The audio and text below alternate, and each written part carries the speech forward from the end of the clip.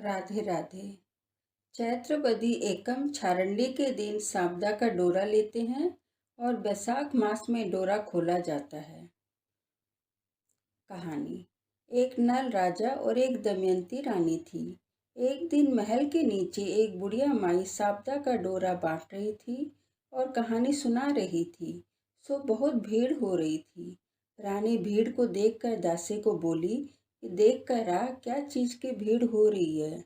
दासी देखकर बोली कि एक बुढ़िया माई 16 दाना नया जौ का हाथ में लेकर सांवदा की कहानी सुना रही है और कच्चा सूत का 16 तार का 16 गांठ का हल्दी का रंगा हुआ डोरा बांट रही है, जो कि कंठी में बांधा जाता है, जिससे बहुत संपदा होती है।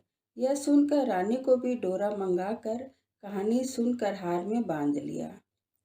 राजा जब बाहर से आया और गले में डोरा देखकर पूछा कि ये क्या है, तब रानी ने कहा, ये सांवदा का डोरा है, इससे बहुत संपदा होती है। राजा बोला कि रानी, अपने पास तो बहुत संपदा है, इतना हीरा मोतियों के गहनों में ये डोरा अच्छा नहीं लगता, सो इसको खोल कर गिरा दो। रानी बोली, मैं तो ये डोरा नहीं फेंकूंगी। पर राजा माना नहीं और डोरा तोड़ कर फेंक दिया। उस दिन राजा के सपना में सांवदा माता दिखी और बोली कि मैं तुझको छोड़कर जा रही हूँ। अब तेरे घर में विपत्ति आएगी, तेरे धन का कोयला हो जाएगा, नौकर चाकर अपने घर चले जाएंगे, सोने के दातन की जगह काठ की दातन आएगी, सोने की झारी माटी की हो जाएगी, जीमने के थाल बंद हो जाएंगे। दूसरे दिन राजा उठा तो दिखता है सारा धन का कोयला हो गया। सब कुछ वैसा ही हुआ जैसा सपने में बताया गया था। तब राजा रानी को बोला कि आप अपनी सखियों के पास चली जाओ। रानी चली गई। वहाँ सब कुछ बहुत बातचीत करी, पर खाना खाने के वास्ते किसी ने भी नहीं पूछा। रानी वापस आकर राजा को सारी बात बताई। तब राजा बोला कि रानी, अब हम लोग भीखा काटने के लिए दूसरे गांव चलेंगे। यहाँ एक ब्राह्मण की लड़की को छोड़ के जाएंगे, जो कि दिया जला देगी, पानी भर देगी, झाड़ू कर देगी। राजा रानी महल से चलने लगे तो महल का दरवाजा टेढ़ा हो गया। आगे तालाब पर पहुंचे। राजा 2 तीतर लाकर रानी को दिया और बोला कि मैं नहाकर आता हूँ, तुम इनको भूंज के रखना। तब राजा रानी खाने बैठे तो भुंजा हुआ तीतर उड़ गया। राजा रानी आगे अपने दोस्त खाती के पास गए। सब लोग बोले कि खाती, तुम्हारा दोस्त आया है। खाती ने पूछा, किस तरह से आया है। तब सब लोग बोले, गंदी वेशभूषा में भिखारी के वेश में आया है। तब खाती बोला कि मेरे पुराने घर में उतार दो। जब राजा रानी पुराने घर में गए तो वहाँ सोने की बर्छी बखेला पड़ा हुआ था, जिसको जमीन खा गई। तब राजा ने रानी से कहा कि यहाँ से चलो, नहीं तो अपने चोरी का इल्जाम सिर लग जाएगा। फिर राजा रानी आगे अपने दोस्त राजा के पास गए। सब कोई राजा को बोले, राजा राजा, तुम्हारा दोस्त आया है। तब राजा ने पूछा, कैसा रूप रंग है। तब सब बोले कि भिखारी जैसा दिखता है। तब राजा बोला कि मेरे पुराने महल में उतार दो। पुराने महल की खूंटी पर 1.25 करोड़ का हार टंगा हुआ था, जिसको राजा रानी के जाते ही दीवार निगल गई। तब राजा रानी से बोला कि रानी, यहाँ से भी चलो, नहीं तो हमारे चोरी का इल्जाम लग जाएगा। वहाँ से भी वे लोग चले गए। तब सब कोई राजा से बोले कि तुम्हारा दोस्त ने हार चुरा लिया है। तब राजा बोला कि चोर तो नहीं था, पर गरीबी के कारण ले गया होगा। राजा रानी वहाँ से अपनी बहन के पास गए। सब लोग बोले, तेरा भाई आया है। तब बहन पूछी, किस तरह से आया है। तब सब बोले, गरीब सा दिखता है। तब बहन, सरोवर की पाल पर उतार दो। तब राजा रानी सरोवर की पाल पर उतर गए। बहन भाई के पास धन का घड़ा भरकर लेकर आई। भाई जैसे ही देखने लगा, सारा धन का कोयला हो गया। तब भाई बहन से बोला कि यहीं पर ही गाड़ दो। वहां से वे लोग माली के बगीचे में पहुंचे तो बगीचे में पैर रखते ही 12 बरस का सूखा बगीचा हरा हो गया। तब राजा बोला कि हम भिखारी हैं, तुम हमको रख लोगे क्या। तब माली ने कहा, हाँ रख लूँगा। तब रानी बोली कि मैं 4 काम नहीं करूँगी, दिया नहीं चासूंगी, बिछोना नहीं बिछाऊंगी, जूठे बर्तन नहीं मांजूंगी और झाड़ू नहीं दूंगी। तब माली बोला कि तुमसे कुछ भी नहीं कराऊंगा, तुम खाली फूल की माला गूंथ लिया करो और बाजार में जाकर माला और सब्जी बेच आया कर, और राजा कुआं में से पानी निकाल दिया करेगा। रानी साग सब्जी बेचने बाजार गई। तब सब लुगाई या औरतें लोग बोली कि सब्जी ले लो। तब सब औरतें बोली कि हम अभी कहानी सुन रहे हैं, तुम थोड़ी देर के लिए ठहर जाओ। तब रानी बोली कि तुम सब क्या चीज़ की कहानी सुन रही हो। तब सब वो औरतें बोली संपदा माता की। तब रानी बोली कि मैं भी कभी संपदा माता की कहानी सुनती, पर राजा संपदा माता का डोरा तोड़कर फेंक दिया। तब से 12 बरस हो गया है, संपदा माता मेरे से नाराज हो गई है। अब वो हम पर दोबारा आ जाए तो मैं भी डोरा ले लूं। उसी दिन राजा के सपने में आया कि संपदा माता बोली, राजा मैं तेरे आऊंगी। तब राजा पूछा कि मुझे कैसे मालूम पड़ेगा। संपदा माता बोली कि सुबह जब कुआं से पानी निकालोगे तब पहली बार में जौ की छड़ी, दूसरी बार में हल्दी की गांठ और तीसरी बार में कच्चा सूत निकलेगा। तब जान जाना कि संपदा माता आ गई है। दूसरे दिन सब वैसा ही हुआ। रानी डोरा ले ली। संपदा माता ने उनको बहुत सारा धन दिया। राजा माली से बोला कि हम लोगों को 12 बरस पूरे हो गए हैं, अब हम अपने घर को जाएंगे। राजा ने माली को बहुत सा धन देकर अपनी बहन के घर गया। फिर वे सब बोले, तेरा भाई आया है। बहन बोली, किस तरह से आया है। तब सब बोले, बहुत धन दौलत लेकर आया है। तब बहन बोली, मेरा नया महल में उतार दो। पर राजा बोला कि हम तो वहीं सरोवर के पाल पर ही उतरेंगे। वहां जाकर गड़ा हुआ धन को निकाल कर देखता है तो हीरा मोती से जगमगा रहा है। बहन को वो धन का घड़ा और बहुत सा धन देकर वो लोग वहां से आगे गए। आगे जाकर अपने दोस्त राजा के पास गए तो सब लोग बोले कि राजा तेरा दोस्त आया है। तब राजा पूछा, किस तरह से आया है। तो सब बोले, बहुत धन दौलत लेकर गाजे बाजे से आया है। तब राजा बोला कि मेरा नया महल में उतार दो। पर राजा रानी उतरे नहीं और बोले कि हम तो पुराने महल में ही उतरेंगे। वहां जाकर देखते हैं तो जो हार दीवार निगल गई थी वो वापस खूंटी पे टंगा हुआ है। राजा अपने दोस्त को बोला कि हमारे दिन खराब थे तो ये हार दीवार निगल गई थी, जब दिन ठीक हो गए हैं तो ये दीवार वापस कर दी। तुम्हारा हार लो और हमारा कलंक उतार दो। फिर वहां से राजा रानी खाती दोस्त के पास गए। लोग बोले, खाती तुम्हारा दोस्त आया है।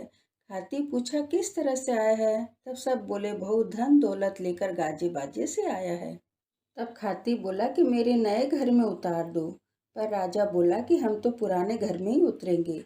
वहां गया तो बर्छी बखेला जमीन खा गई थी, वो वापस दे दी।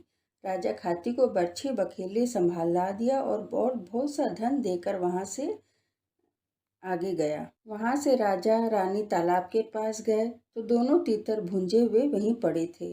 वहां से वे अपने महल में आए तो महल का दरवाजा सीधा हो गया। सोना की झारी, उगा की दातर, नौकर चाकर, भगवान का पनवाड़ा सब वापिस आ गए। ब्राह्मण की बेटी को छोड़कर गए थे, उसे अपनी धर्म की बेटी बना ली। उसका विवाह कर बहुत धन दौलत दिया। फिर रानी बहुत धूमधाम से शांता माता को उजमन करी। 16 ब्राह्मणियों को जिमाई, सीरा पूड़ी की रसोई बनाई। हाथ जोड़कर शांता माता से बोली, हे शारदा माता, तुम मुझे ऊंची बड़ी करी, मैं भी तुमको ऊंची बड़ी करती हूँ। हे शारदा माता, राजा रानी को जैसा भिखा का दिन दिया वैसा किसी को भी मत देना। जैसा धन दौलत दिया उस तरह सबको देना। कहता न सुनता न, होकारा भरता न, अपने सारे परिवार को देना, हमें भी देना। अब गणेश जी की कहानी। एक ब्राह्मण था, वो रोज सवेरे जल्दी उठकर गंगा जी नहाता और आकर विनायक जी की पूजा करता था। पर यह सब उसकी औरत को अच्छी नहीं लगती थी और वह रोज गुस्सा होती और कहती कि आप रोज सुबह सवेरे पूजा में बैठ जाते हो, मैं झाड़ू पोछा और घर का काम कैसे करूं। पर ब्राह्मण उसकी बात सुनता नहीं था। एक दिन ब्राह्मण तो गंगा जी नहाने गया था, पीछे से ब्राह्मणी विनायक जी को छुपा दी। ब्राह्मण आकर पूछा कि मूर्ति कहाँ गई। तब ब्राह्मणी बोली, मुझे क्या मालूम कहाँ गई। ब्राह्मण रोटी पानी कुछ भी नहीं खाया और कहा कि मैं तो पूजा करके ही रोटी पानी खाऊंगा। ब्राह्मणी बहुत बोली कि खा लो, पर वह खाया ही नहीं और रोने लगा। दोनों को रोता झगड़ता देखकर विनायक जी की मूर्ति हंसने लगी। तब ब्राह्मणी गुस्सा में बोली कि मूर्ति वहाँ पड़ी है। फिर ब्राह्मण पूछा कि तब मूर्ति बोली कि मेरी सेवा करता बहुत दिन हो गए हैं, ब्राह्मण मांगो क्या चाहिए। तब ब्राह्मण बोला कि अन्न मांगू, धन मांगू, जितना भी दुनिया में सुख है सब मांगू। विनायक जी ब्राह्मण को सारे सुख अन्न धन दे दिए। ब्राह्मण मूर्ति को मंदिर में रख कर उसकी पूजा करने लगा। ब्राह्मणी को इतना धन मिलने से उसकी भी पूजा में श्रद्धा हो गई और वह ब्राह्मण को बोलकर मूर्ति को घर में वापस ले आई और खूब प्रेम से पूजा करने लगी। हे विनायक जी महाराज, जैसा ब्राह्मण को सुख दिया, संपत्ति दी, वैसा हम सबको भी देना। कहता न सुनता न होकारा भरता न, अपने सारे परिवार को देना, हमें भी देना। सास बहू दोनों के दशा माता के व्रत करने की कहानी। एक घर में सास बहू रहती थी। बहू का पति परदेश गया था। एक दिन सास ने बहू से गांव में से आग लाकर भोजन पकाने को कहा।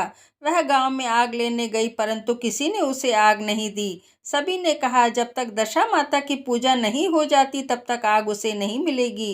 बेचारी बहू खाली हाथ ही घर लौट आई। उसने सास को बताया कि गांव भर में आज दशा माता की पूजा है, इसलिए कोई आग नहीं दे रहा है।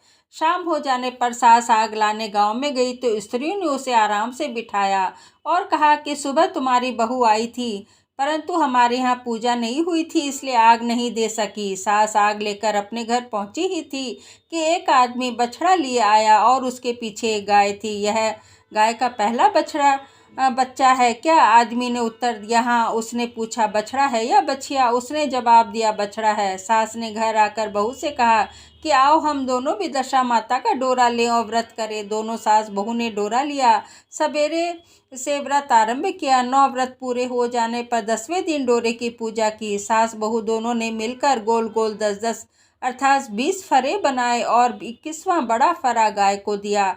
पूजन समाप्त हो जाने पर सास बहू दोनों पारण करने बैठी। उसी समय बुढ़िया के बेटे ने परदेश से लौटकर दरवाजे पर आवाज़ लगाई। आवाज़ सुनकर माँ ने मन ही मन सोचा कि क्या होगा यदि बेटा थोड़ी देर दरवाजे पर ही खड़ा रह जाएगा। मैं पारण कर लेने के बाद। उधर बहू ने आवाज़ सुनी तो उसमें रुकने का साहस नहीं हुआ। उसने अपनी थाली का अन्न इधर उधर करके झट से पानी पीकर उठ खड़ी हुई और जाकर दरवाज़ा खोला। पति ने पूछा अम्मा कहाँ है? बहू ने उत्तर दिया वे तो अभी पारण कर रही हैं। तब पति बोला मैं तुम्हारे हाथ का जल भी नहीं पीऊँगा, क्योंकि मैं 12 बरस से घर आया हूँ। इन सालों में पता नहीं तुम किस प्रकार से रही होगी।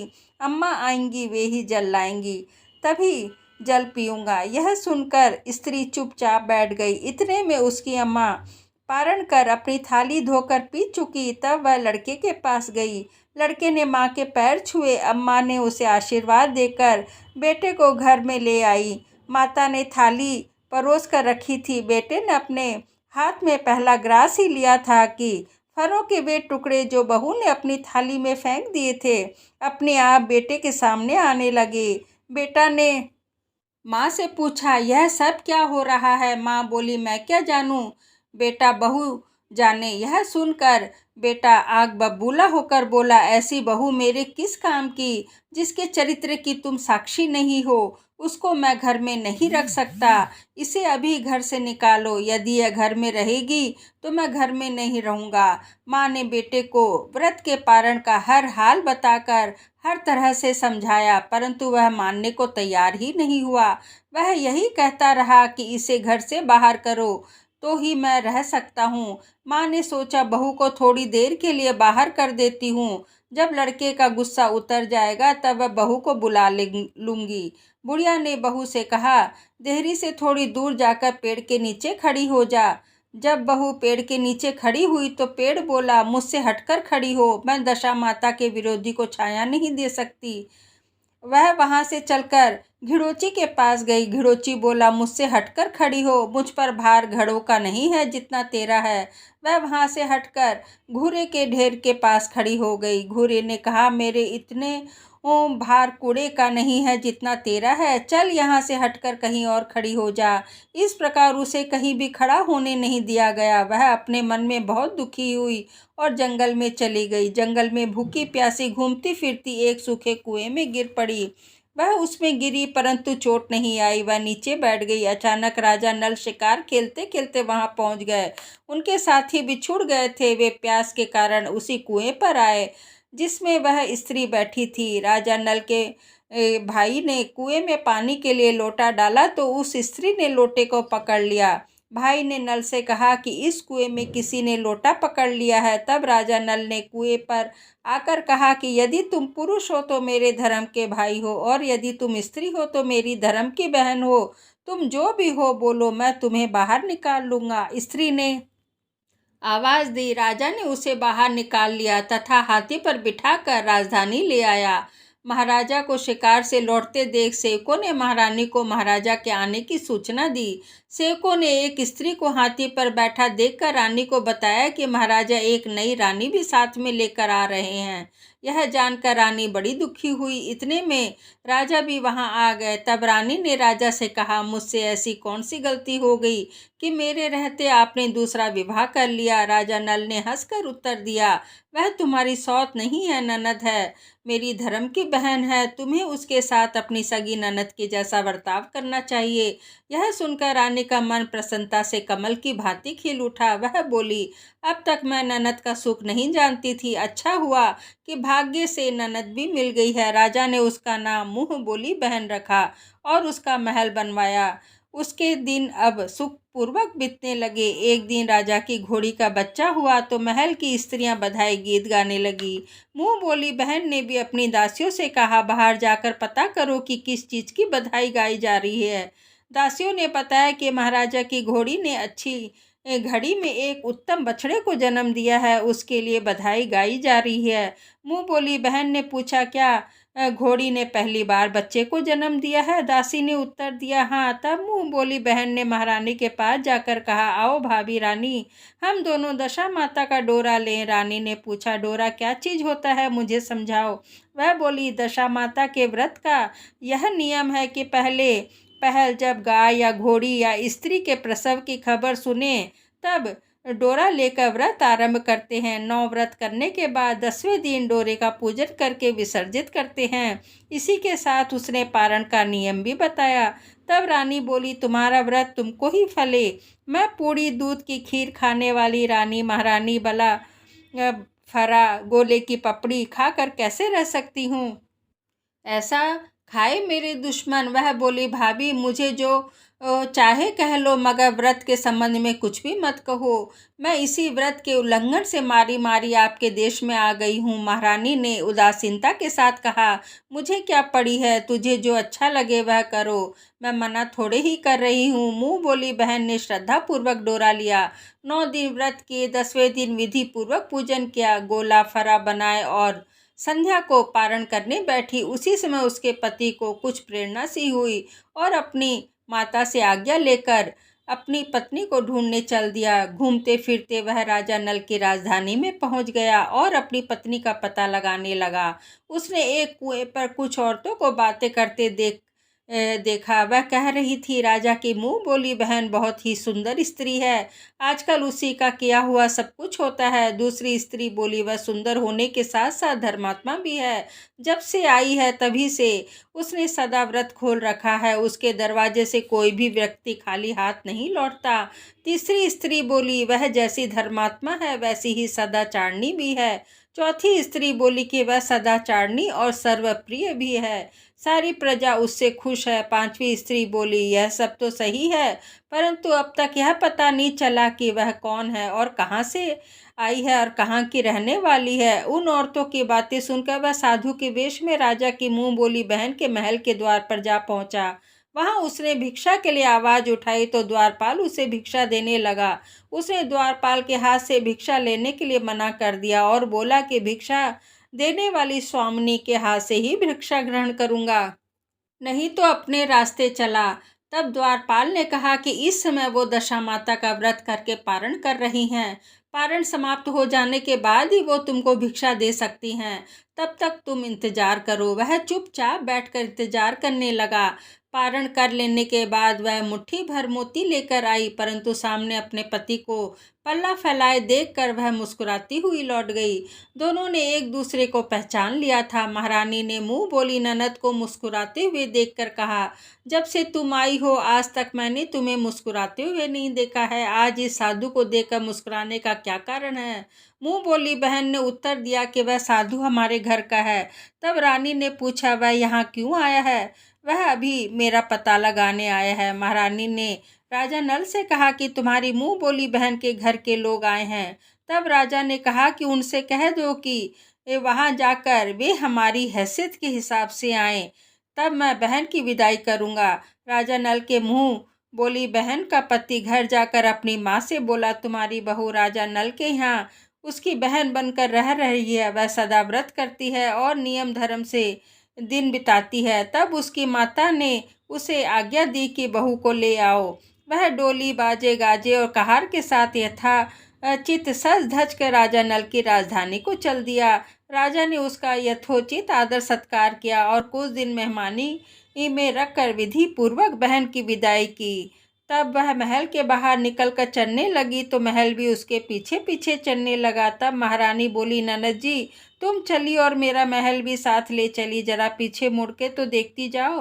जो ही उसने पीछे मुड़कर देखा, राजा का संपूर्ण राजसी वैभव अचानक लुप्त हो गया। राजा की मुंह बोली बहन अपने पति के साथ आनंद से रहने लगी, परंतु राजा नल व रानी का यह हाल हो गया कि वे दोनों कमरी कतरी ओढ़े फिरने लगे। उनके भोजनालय के पत्ते खड़खड़ाने लगे। राजा नल ने रानी से कहा, अब हमें यहाँ से कहीं दूर चला जाना चाहिए। रानी पतिव्रता स्त्री थी, उसने राजा की आज्ञा मान ली।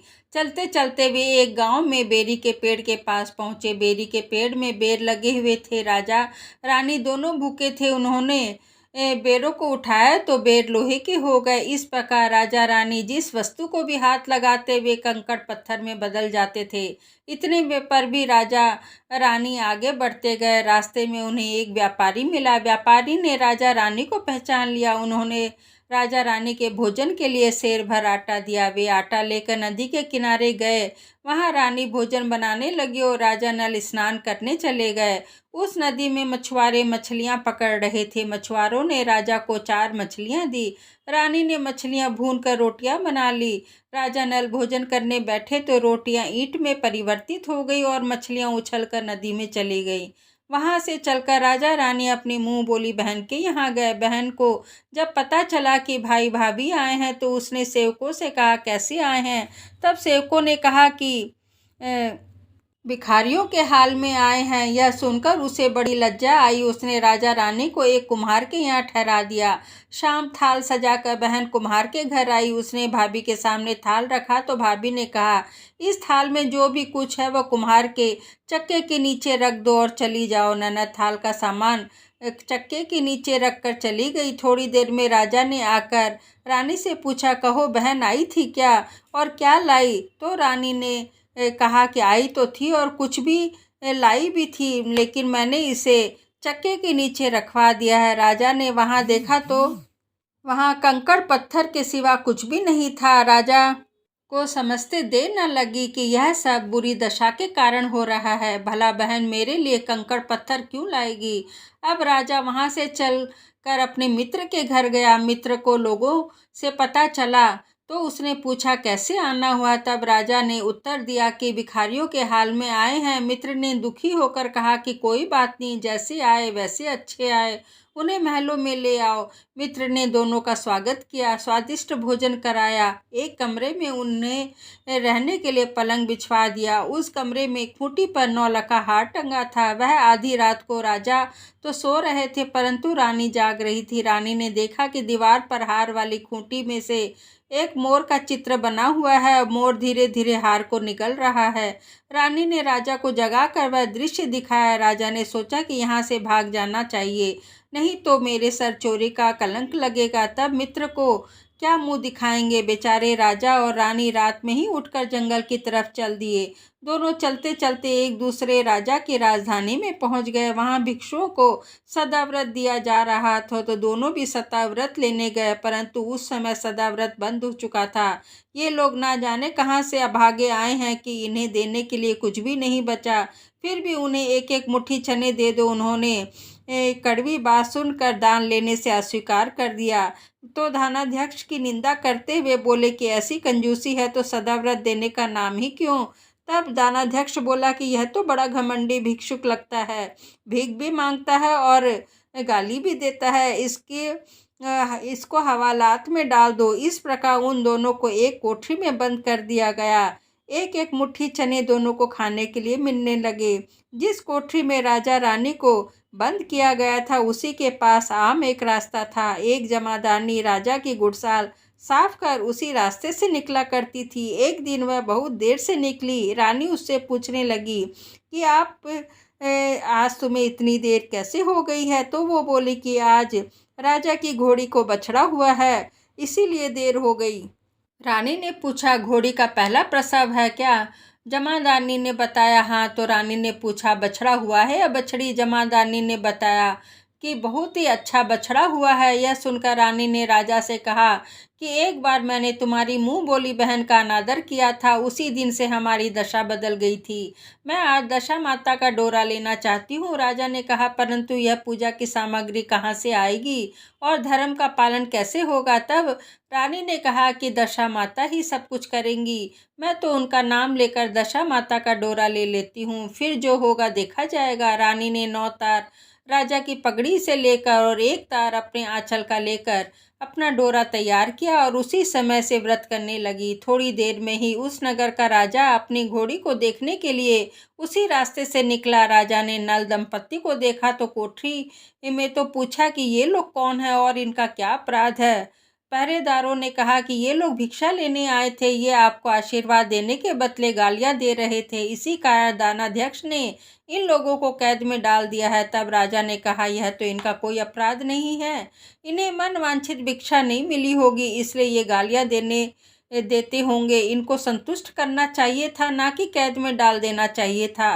इनको अभी रिहा करो। राजा के आदेश से उसी समय दोनों को कोठरी से बाहर निकाला गया। राजा उनके पाँव में पद्म और चक्र देखकर, चंद्रमा देखकर पहचान गया कि यह तो राजा नल और रानी दमयंती हैं। उसने उन दोनों से क्षमा मांगी और हाथी पर बैठकर अपने महल में ले आया। कुछ दिन राजा के यहाँ रहकर उन दोनों ने पूरे राजसी ठाट बाट के साथ अपनी राजधानी की ओर प्रस्थान किया। रास्ते में पहले वे अपने मित्र के पास गए। मित्र ने पहले राजा का नल को खबर सुनकर लोगों से पूछा कि मित्र किस हालत में आए हैं। तब लोगों ने कहा कि वे पूरे राजसी ठाट बाट से हाथी, घोड़े, पालकी और फौज के साथ लेकर आ रहे हैं। तब मित्र ने कहा, अच्छी बात है, आने दो, मेरे लिए जैसे पहले थे वैसे ही अब भी हैं, आखिर हैं तो मित्र ही। राजा रानी मित्र के महल में गए। मित्र ने उनको आदर सत्कार के साथ उसी स्थान पर ठहराया जिस स्थान पर पहले ठहराया था। आधी रात के समय राजा सो रहे थे और रानी पैर दबा रही थी। तब रानी ने देखा कि मोर का चित्र जो पहले हार को निगल गया था वह उसे उगल रहा है। रानी ने राजा नल को जगाकर यह दृश्य दिखाया। राजा नल ने मित्र को बुलाकर यह दिखाया। तब मित्र बोला कि मैंने तब भी तुमको चोर नहीं समझा था और आज भी नहीं समझता हूँ। यह दृश्य आपकी बुरी दशा का फल है। आप निश्चिंत रहिए और मेरे मन में कोई मैल नहीं है। यहाँ से चलकर राजा रानी अपनी मुंह बोली बहन के यहाँ गए। उसने सुना राजा भैया आ रहा है। तब उसने लोगों से पूछा, कैसे आ रहे हैं। जिस प्रकार राजा का आना चाहिए था उसी प्रकार आ रहे हैं। उसने कहा, उनको मेरे महल में ले आओ। तब राजा नल का हाथी अपनी बहन के महल की ओर बढ़ा दिया। तब रानी ने कहा कि आप अपनी बहन के घर जाइए, मैं तो उसी कुम्हार के घर ही रहूंगी जिसके घर में पहले ठहरी थी। जिस कारण इतने दुख दिखाए उससे तुम झगड़ा मोल लेना चाहती हो, वो अच्छा नहीं कर रही हो। परंतु रानी नहीं मानी, वह कुमार के घर ही ठहरी थी। राजा बहन के घर चले गए। शाम को राजा की बहन थाल सजाकर कुम्हार के घर आई। उसने भाभी के सामने थाल रख दिया। भाभी सोने चांदी के गहने उतार कर रखने लगे और कहने लगे कि खाओ रे मेरे सोने चांदी के गहने, खाओ रे, हम भूखे नंगे क्या खाएंगे। यह उल्हाना सुनकर ननद बोली, यह उल्हाना किसे देती हो? मुझसे उस समय जो कुछ भी हो सका उस समय मैं लाई थी, और अब जो कुछ हो सका आज मैं लाई हूँ। ना विश्वास हो तो चक्के के नीचे अब भी देख लो। सचमुच चक्के के नीचे देखा तो वहाँ माणिक मोतियों का ढेर लगा हुआ था। रानी यह खूब देखकर सन्न रह गई, सब देखकर सन्न रह गई। वह बोली, ननद जी आपका कोई दोष नहीं है, वह तो हमारी बुरी दशा का परिणाम था। रानी ने ननद की तरफ से लाया हुआ सब सामान और अपनी तरफ से और जवाहरात मिलाकर ननद को वापस कर दिया, परंतु ननद को पूजा का न्योता देना भूल गई। वहाँ से चलकर राजा भूरा गाय के पास गए तो उसने सेना सहित राजा को भरपेट दूध पिलाया। वहाँ से चलकर वे नदी के तट पर पहुँचे तो वहाँ पड़ाव डाला और भोजन बनवाया। राजा भोजन करने बैठे तो उसी समय नदी से उछलकर भुनी हुई मछलियाँ अपने आप थाली में गिर पड़ी। वह रोटी जो ईंट में बदल गई थी रोटियाँ बन गई। राजा ने कहा, यह सब क्या हो रहा है, कुछ समझ में नहीं आ रहा है। तब रानी ने बताया कि ये रोटियां और मछलियां वे ही हैं जो उस दिन हमें नसीब नहीं हुई थी। यदि मैंने उस समय आपसे यह कहती तो तली हुई मछलियां तालाब में उछल गई तो आप कदापि सच नहीं मानते, इस कारण मुझे बहाना बनाना पड़ा। अब राजा रानी अपनी राजधानी की ओर आगे बढ़े। जब राजा की फौज अपनी राजधानी के समीप पहुंची तब वहां के लोगों ने समझा कि दूसरे राजा ने राजधानी पर आक्रमण कर दिया है। वहां के लोग नजराना लेकर राजा से मिलने गांव के बाहर आए तो यह क्या, ये तो हमारे राजा ही हैं। लोगों का खुशी का ठिकाना नहीं रहा। वे श्रद्धा भक्ति के साथ महाराजा को साथ लेकर उनके महल में ले गए। राजा रानी ने महल में प्रवेश किया। रानी ने तुरंत दशा माता की पूजा का प्रबंध किया। उसने उस पूजा में नगर की सब सौभाग्यवती स्त्रियों को बुलाया। भगवती के भोग के लिए सब प्रकार के पकवान बनाए। आटे की 10 बत्तियाँ, 10 शक्कर की गुजियाँ, 10-10 28 सुहागनों को आंचल में डाली। सुहागनों का श्रृंगार करके दशा माता की पूजा प्रारंभ हुई। कलश स्थापित करके दीपक को जलाया गया, परंतु बाती नहीं जली। इस पर पंडितों ने कहा कि कोई न्योता पाने वाला न्योतना भूल गया रह गया है, उसी बुलाया जाए, उसके आने से दीपक जल जाएगा। रानी ने सोच विचार करके बताया कि ननद को न्योतना रह गया है। पंडितों ने कहा कि उसे फौरन बुलाया जाए। राजा ने अपना द्रुतगामी रथ भेजकर अपनी मुंह बोली बहन को बुलाया। उसके आते ही कलश का माड़ी दीपक प्रज्वलित हो गया। बड़ी धूमधाम से पूजा की गई। अंत में सुहागिनों को भोजन कराकर विदा किया गया। उसी समय राजा ने यह आज्ञा जारी कर दी कि मेरी प्रजा के लोग दशा माता का पूजा किया करे। भगवती माता ने जैसे राजा नल के दिन फेरे उसी प्रकार हम सबके भी फेरना। जय दशा माता की। राजा की 2 रानियों की कहानी। एक राजा थे, उनकी 2 रानियां थी। बड़ी रानी के संतान नहीं थी, छोटी रानी के पुत्र था।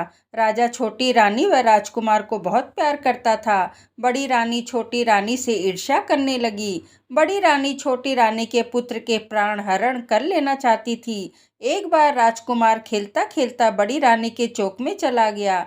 बड़ी रानी ने राजकुमार के गले में एक काला सांप डाल दिया।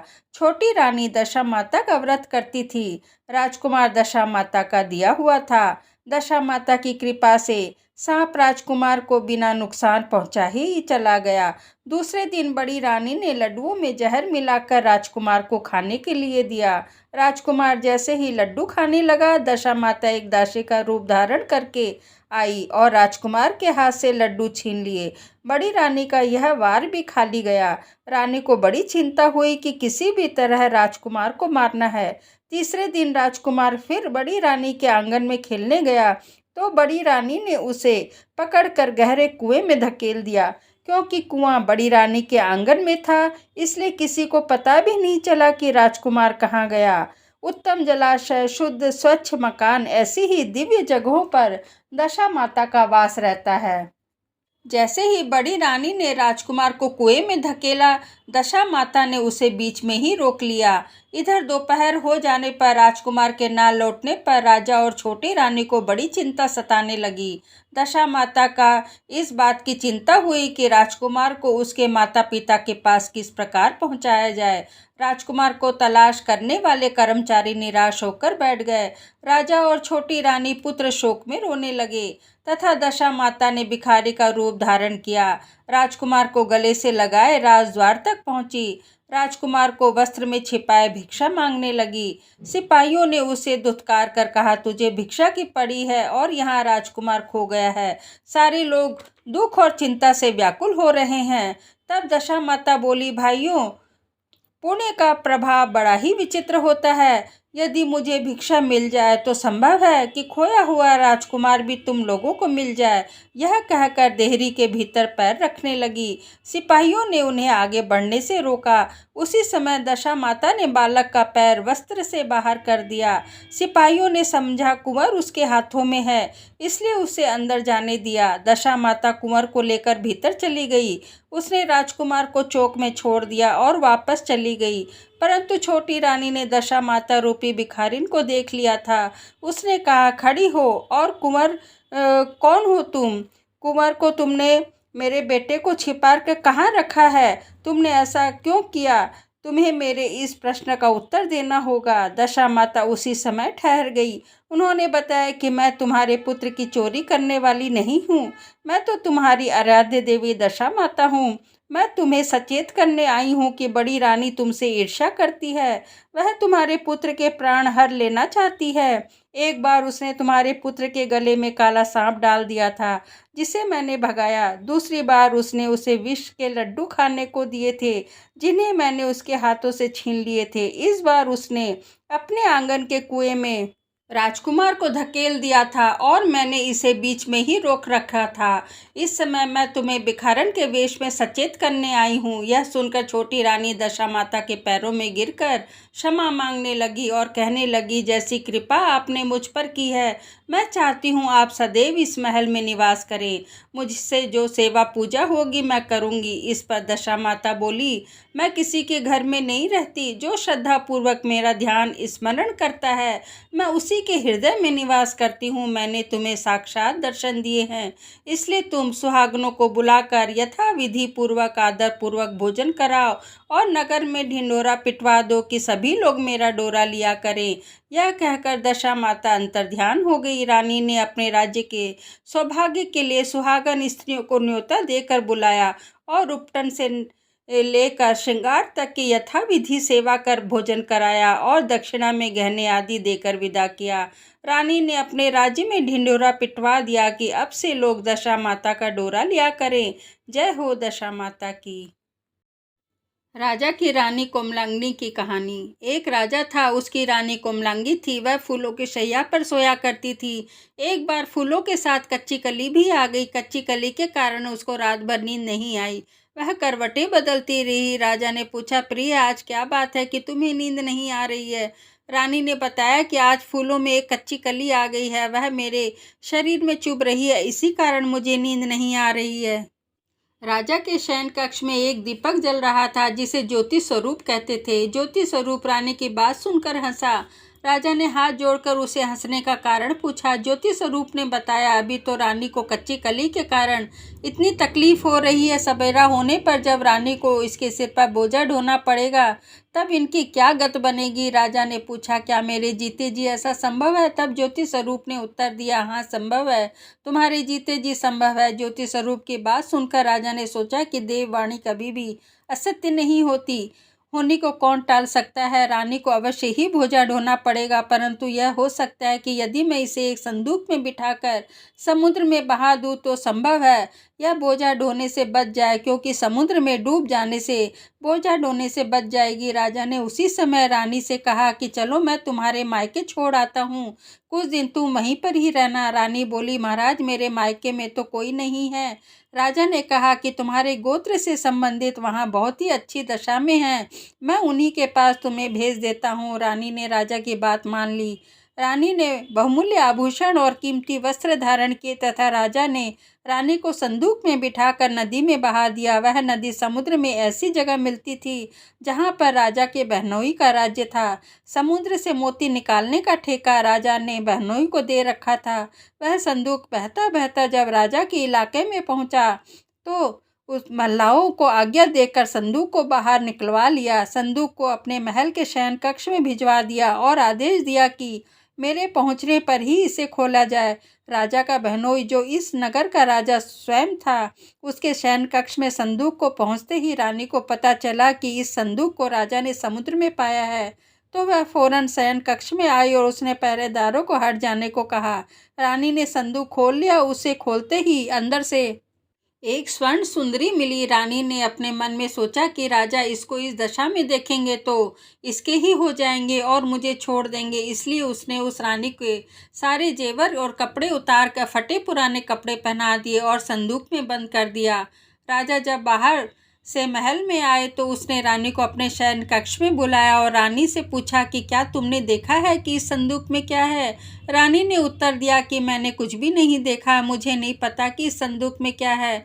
राजा ने रानी के सामने संदूक खुलवाया तो उसे संदूक के अंदर से फटे पुराने कपड़े पहने एक स्त्री दिखाई दी जो भिखारन सी लग रही थी। रानी ने कहा कि यह कोई भिखारन लग रही है, इसको कारखाने में भिजवा दिया जाए, वहाँ लकड़ी ढोकर अपना जीवन निर्वाह करेगी। राजा ने रानी के कहे अनुसार उसे कारखाने में भिजवा दिया। एक दिन रानी की सहेलियां नदी में स्नान करके दशा माता का डोरा ले रही थी। उनके पास एक डोरा रह गया था। वे सोच रही थी कि इस डोरे को किसे दिया जाए। तो उसी समय लकड़ी ढोने वाली रानी वहां आ गई। उन्होंने उसे रोककर पूछा, हमारे साथ दशा माता का एक डोरा ले लो।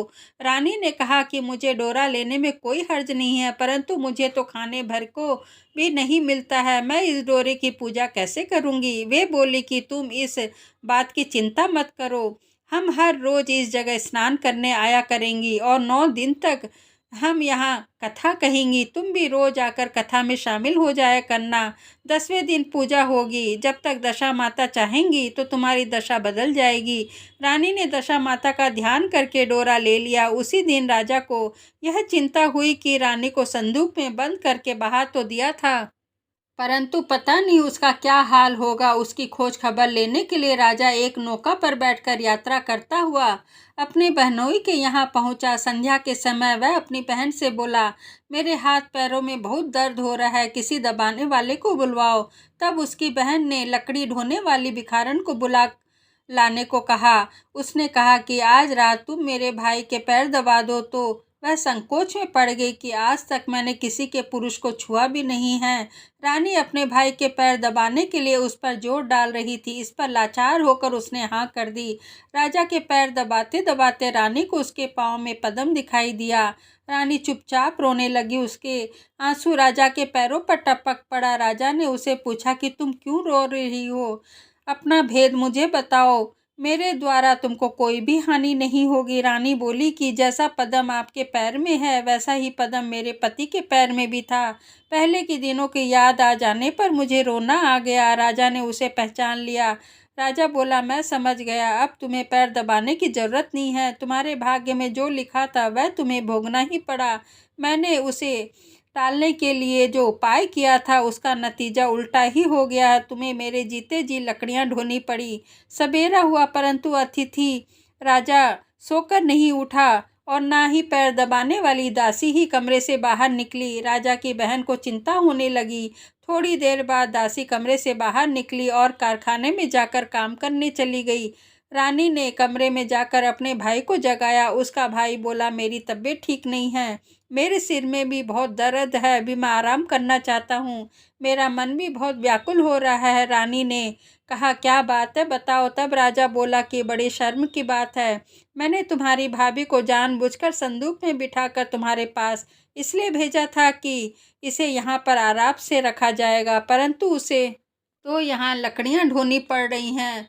उसने उसके तुमने सारे कपड़े गहने उतार कर उसे रास्ते की भिखारिन बना दिया। उसकी बहन बोली, मैंने उसे नहीं पहचाना। उसने दासियों को भेजकर चुपचाप उसे अपने पास बुलाया। उसके आने से बहन ने अपनी भाभी से काफ़ी माफ़ी मांगी, उनके पैर पकड़ लिए और कुछ दिन राजा अपने बहन बहनोई के यहाँ रहकर रानी को साथ लेकर राजधानी में लौट आया। रानी ने अपने महल में पहुंचकर सुहागनों को न्योता भेजा। बड़े धूमधाम से दशा माता के डोरे की पूजा की और नगर में ढिंढोरा पिटवा दिया कि आज से अमीर गरीब सब दशा माता का डोरा लिया करेंगे और श्रद्धा पूर्वक पूजा किया करेंगे। जिसके पास पूजा पारण करने के लिए धन नहीं है वो महल से ले जाया करें। जिस प्रकार रानी के दिन दशा माता ने फेरे, वैसे ही सबकी दशा ठीक करना। जय हो दशा माता की। बहू ने किया सास से छिपाकर व्रत। एक सास बहू थी। एक दिन सुबह सुबह सास ने कहा, जाओ आग लेकर भोजन बनाओ, बड़ी भूख लगी है। बहू हाथ में कंडी लेकर गांव में गई। उस दिन गांव भर में दशा माता की पूजा थी, इसलिए किसी ने भी आग नहीं दी। वह खाली हाथ लौटकर आई। शाम होने पर वह पड़ोस के पास जाकर बोली कि मेरी सास तो दशा माता का डोरा नहीं लेती है, परंतु अब की बार मैं डोरा लेना चाहती हूँ। मुझे पूजन की विधि भी बता देना। दोबारा जब डोरा लेने का समय आया तो बहू ने सास को बिना बताए ही दशा माता का डोरा ले लिया। 9 दिन हुए थे। किसी न किसी बहाने पड़ोस में जाकर कथा कहानी सुनती रही। 10वें दिन उसे चिंता सताने लगी कि अब मैं पूजा किस प्रकार से करूंगी। वह मन ही मन दशा माता का ध्यान धर कर सोचने लगी कि आज सास कहीं बाहर चली जाए तो मैं शांति पूर्वक पूजा कर लूं। दशा माता की कृपा से सास बहू को बोली कि आज मैं खेतों में जा रही हूँ, यदि मुझे आने में देर हो जाए तो तुम मेरे लिए खेत पर ही खाना ले आना। बहू ने मन ही मन सोचा कि आज तो मुराद पूरी हो गई। वह यही चाहती थी। उसने सास से कहा कि आप निश्चिंत होकर जाइए, घर का सारा काम मैं निपटा लूँगी।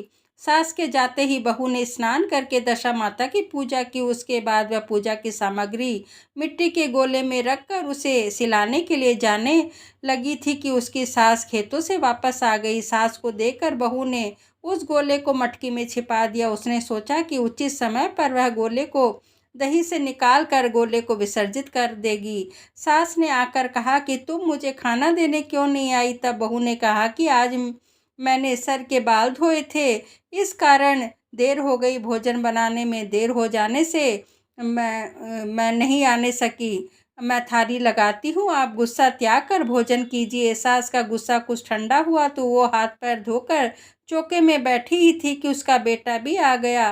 वह भी माता के साथ भोजन करने बैठ गया। सास भोजन करके उठना ही चाहती थी कि उसका बेटा बोला, मुझे तो दही चाहिए। सास ने बहू को दही देने के लिए कहा तो बहू बोली, मैं तो रसोई में हूँ, आप ही इन्हें दे दीजिए। सास हाथ धोकर दही लेने गई, परंतु उसने जैसे ही छाछ की मटकी उठाई तो उसमें कुछ खड़खड़ाने की आवाज़ आई। उसने हाथ डालकर देखा तो उसे एक बड़ा सा सोने का गोला मिला। सास ने बहू से कहा कि इस छाछ की मटकी में सोने का गोला कहाँ से आया, इसे तुम कहाँ से चुरा कर लाई हो, यहाँ क्यों छिपा कर रखा है। मैं समझ गई कि इसी वजह से तुम छाछ देने नहीं उठी, इसका भेद बताओ। बहू बोली, मुझे नहीं पता, मेरी दशा माता जाने। मैंने आपको बताए बिना दशा माता का डोरा लिया था और उनकी पूजा की थी। आपके आ जाने के कारण मैं डोरे को विसर्जन करना न जा सकी। आपके डर के मारे मैंने छाछ की मटकी में इसे छिपा दिया था। दशा माता ने इसे सोने का बना दिया, मैं इसमें क्या कर सकती हूँ। सास ने बहू को गले लगा लिया और कहा कि अब मैं भी तुम्हारे साथ डोरा लूँगी और विधिवत व्रत और पूजन किया करूँगी। हे दशा माता, जैसे तुमने इनको दिया वैसे ही सब भक्तों पर इसकी कृपा बनाए रखना। बोलो दशा माता की जय। साहूकार के 5 बेटे और एक बेटी की कहानी। एक साहूकार था, उसके परिवार में 5 बेटे और एक पुत्री थी। पुत्री का विवाह हो चुका था, परंतु उसका गौना नहीं हुआ था। इस कारण वह भी अपने माता पिता के घर में ही रह रही थी। एक दिन साहूकार की पत्नी दशा माता का डोरा ले रही थी। उसकी बहुओं ने भी डोरे लिए। बहुओं ने सास से पूछा कि ननद के लिए भी डोरा लेना है क्या। सास ने कहा हाँ। तब बहुओं ने कहा कि उनकी तो विदाई होने वाली है, यदि व्रत से पहले ही विदा हो गई तो फिर क्या होगा। सास ने कहा, मैं व्रत का सारा सामान साथ में रख दूंगी, वह अपने ससुराल में पूजा कर लेगी। ऐसा ही हुआ। उसके ससुराल से लेने उसका पति आ गया। माँ ने बेटी को विधि पूर्वक विदा किया और उसकी पालकी में पूजा का सारा सामान रखवा दिया। लड़की जब अपने ससुराल पहुंची तो उसको घर के आंगन में गलीचे लगाकर बैठाया गया। आस पड़ोस की महिलाओं ने नई बहू को देखने आने लगी। सब उसकी सुंदरता, गहनों और कपड़ों की तारीफ करने लगी। किसी की निगाह उसके गले में बंधे डोरे पर पड़ गई तो वह बोली, बहू की माँ बड़ी टोटके वाली है। सबकी निगाहें उसके गले पर बंधे डोरे पर पड़ी तो सभी स्त्रियां डोरे के बारे में अपनी अपनी राय प्रकट करने लगी। शाम को सास, ननद, देवरानी, जिठानी, घर की सभी स्त्रियां भी डोरे की चर्चा करने लगी। सब डोरे की निंदा कर रही थी। सुबह से शाम तक डोरे के बारे में सुनते सुनते बहू का दिमाग खराब हो गया। उसने गले से डोरे को निकाल कर जलती हुई आग में जला दिया। डोरे के जलते ही सारे घर में आग लग गई। घर में रखा हुआ सारा धन धान्य जल गया। सब आदमी अपने प्राण बचाकर घर से बाहर भाग गए। अब घर में केवल नई बहू और उसका पति रह गया। बाकी सब भाग गए थे। घर का सारा सामान जल गया था। घर में अब खाने के लिए भी अन्न नहीं था और ना ही पहनने के लिए वस्त्र थे। इसलिए दोनों पति पत्नी गांव छोड़कर रोजगार खोजने चल दिए। चलते चलते वे उसी गांव में पहुंच गए जहां की वह लड़की थी। लड़की ने अपने पति से कहा कि तुम यहाँ बड़भुजे के यहाँ काम कर लो, मैं काम और ढूंढती हूँ। पत्नी का कहना मानकर वह भाड़ झोंकने लगा और स्वयं कुएं पर जाकर बैठ गई। उस कुएं पर सारी स्त्रियां पानी भरने आया करती थी। उस लड़की की भाभियां भी उस कुएं पर पानी भरने आई, परंतु उन्होंने अपनी ननद को नहीं पहचाना। वे उससे बोली कि तुम तो किसी भले घर की लड़की मालूम होती हो, कुछ काम करना चाहती हो तो बोलो। लड़की बोली, काम तो करूंगी परंतु कोई नीच काम नहीं करूंगी। बड़ी भाभी बोली, हमारी ननद ससुराल चली गई है, तुम हमारे बच्चों की देखभाल करती रहना और हमारे घर से सीधा लेकर अपना भोजन बना लिया करना। लड़की इस काम के लिए राजी हो गई। लड़की की भाभियां घर पर आई और सास से बोली कि कुएं पर एक अनाथ लड़की बैठी थी, वह हमारे घर पर रहने और बच्चों की देखभाल करने के लिए राजी है। आप कहो तो हम उसे रख लें। सास ने कहा, खुशी से रख लो, परंतु आपस में कलह मत करना। सब बहुएं राजी हो गईं। वे वापस कुएं पर आई और घर ले आई और अपने भतीजे भतीजों की देखभाल करने लगी और अपना जीवन निर्वाह करने लगी। एक दिन दशा माता का डोरा लेने का अवसर आया। सास के कहने पर सब बहुओं ने डोरा लिया। बहुओं ने सास से पूछा, क्या इस लड़की के लिए भी डोरा ले लेना है? सास ने कहा, हाँ। बहुओं ने कहा, आपने इसी तरह ननद जी को भी लिए भी डोरा लिया था, परंतु पूजा से पहले ही उनकी विदाई हो गई। अब इस लड़की को डोरा दिलवाना चाहती हैं तो यदि यह लड़की भी पूजा से पहले ही चली गई तो क्या होगा? सास बोली, तुम्हारी ननद ने अपने घर पर जाकर पूजा की होगी। यह लड़की पूजा होने तक किसी घर पे रहेगी तो अपने आप पूजा में शामिल हो जाएगी और यदि कहीं चली भी गई तो वहाँ पर ही पूजा कर लेगी। सर्वसम्मति से लड़की ने भी दशा माता का डोरा ले लिया। वह दशा माता के व्रत, कहानी व पूजा में शामिल होती रही। 10वें दिन लड़की की माता और बहुओं ने सर से स्नान किया और घर में चौका लगाया तथा पूजन की तैयारी करने लगी। लड़की बहुओं से बोली कि यदि कोई पुराना कपड़ा मिल जाए तो मैं भी स्नान कर लूं। बहुओं ने अपनी सास से पूछकर ननद की साड़ी उस लड़की को दे दी। अपनी पुरानी साड़ी लेकर वह स्नान करने चली गई। उसने सर से स्नान करके साड़ी पहनी और घर आ गई। घर पर पूजा आरंभ हो गई थी। वह जैसे ही पूजा के पास आकर बैठी तो बहुओं ने कहा कि यह तो हमारी ननद जैसी ही लग रही है। इस पर सास ने नाराज होकर कहा, तुम्हारे मन में जो आता है वही बोलती रहती हो। पूजा के समय भी चुपचाप नहीं बैठा जाता। चुप रहो, मुझे यह कथा कह लेने दो। तुम्हारी बातों से पूजा में विघ्न पड़ता है। बहुएं चुप हो गईं। घर की सभी स्त्रियों ने पारण किया। लड़की ने भी पारण किया। इसके बाद स्त्रियां एक दूसरे का सर गूंथने लगी। एक ने लड़की का सिर गूंथना शुरू किया तो वह बोली, जैसी गूंथ सिर में है वैसी गूंथ हमारी ननद के सिर में भी थी। सास नाराज होकर बोली, तुम मेरी बेटी की तुलना इससे क्यों कर रही हो? सास ने बहू को तो डांट दिया परंतु उसकी बात मन में घर कर गई। उसने लड़की से कहा कि आज रात मेरे पास सोना। रात को जब सब बहुएं सो गई तब उसने लड़की से पूछा, तुम्हारे पीहर में कभी कोई था? उसने जवाब दिया, मेरे 5 भाई और 5 भाभियां थी। तुम जैसे माता पिता थे। फिर क्या हुआ? लड़की बोली, घर में मैंने दशा माता का डोरा लिया था। उसके पूजन करने के पहले ही ससुराल के लिए विदा हो गई। ससुराल में पहुंचकर मेरे गले में पड़े डोरे को देखकर वहां की स्त्रियां हंसी उड़ाने लगी। तब मैंने उस डोरे को आग में डाल दिया। उस डोरे के साथ ही घर का सारा सामान जल गया और भस्म हो गया। सब लोग भाग गए। हम दोनों भागकर इस गांव में आ गए। उसकी माँ ने पूछा, तेरा पति कहाँ है? लड़की ने कहा कि वह भड़भूजे के यहाँ भाड़ भूंजता है। दशा माता के प्रकोप से हमारी यह हालत हो गई है। वह समझ गई कि यह तो लड़की और कोई नहीं, उसकी बेटी ही है। तब माँ ने अपने 5 बेटों को बुलाकर कहा कि यह तुम्हारी छोटी बहन ही है। सवेरा होने पर 5 भाई अपने बहनोई को लेकर आए। उन्होंने उसे स्नान कराया और उत्तम वस्त्र पहनने को दिए। कपड़े पहनकर वह सुंदर साहूकार के जैसा दिखाई देने लगा। कुछ दिन ससुराल में रहकर अपने घर चला गया। अपने घर पहुंचकर देखा कि सब लोग पहले की तरह ही सुखपूर्वक रह रहे हैं। उसके बाद वह ससुराल आया और अपनी पत्नी को विदा करा के ले गया।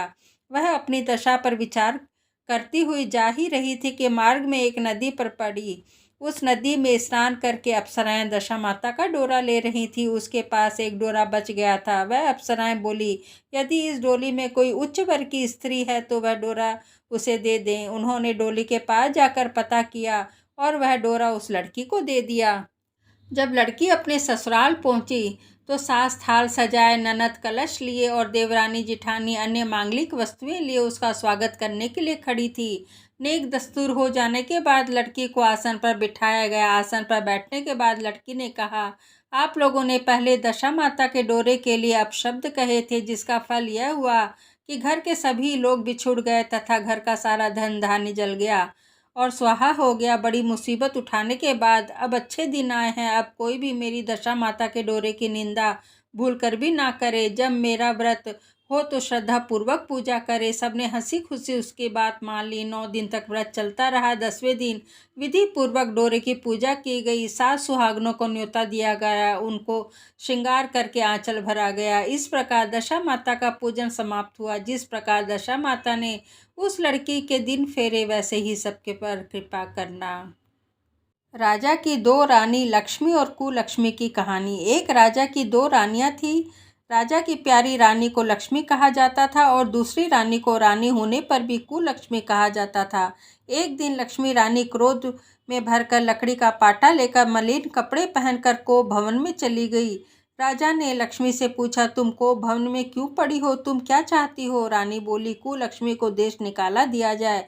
कुलक्ष्मी रानी थी, इसलिए उसे निकाल देने से राजा की बदनामी होने का डर था। इसलिए रानी को पीहर छोड़ आने की बात सोची गई। राजा ने पटरानी को एक रथ पर सवार कराया और स्वयं घोड़े पर चढ़कर रथ के साथ चलने लगा। एक बीहड़ जंगल में पहुंचकर राजा ने रथ को रुकवाया। पालकी ढोने वालों को वहां से हट जाने को कहा। राजा रानी को उस जंगल में छोड़कर घोड़े पर सवार होकर अपने महल में आ गया। कुलक्ष्मी को बाट चौथे सारी रात बीत गई। रानी को प्यास लगी। वह रथ से उतरकर पानी की तलाश में चल दी। रानी ने आसपास पानी खोजा परंतु उसे कोई जलाशय नहीं दिखा। रानी ने सारस के जोड़े को कहीं आते जाते देखा तो रानी सारस के जोड़े के पीछे पीछे चल दी और चलते चलते वह एक नदी के किनारे पहुंच गई। रानी ने शौच आदि से निर्वित होकर उसी नदी में स्नान किया और जल पीकर अपनी प्यास बुझाई। उस समय कुछ अन्य स्त्रियां भी स्नान कर रही थी। स्नान करने के बाद उन स्त्रियों ने दशा माता का डोरा लिया। उनके पास एक डोरा बच गया। उन्होंने रानी से डोरा लेने का अनुरोध किया।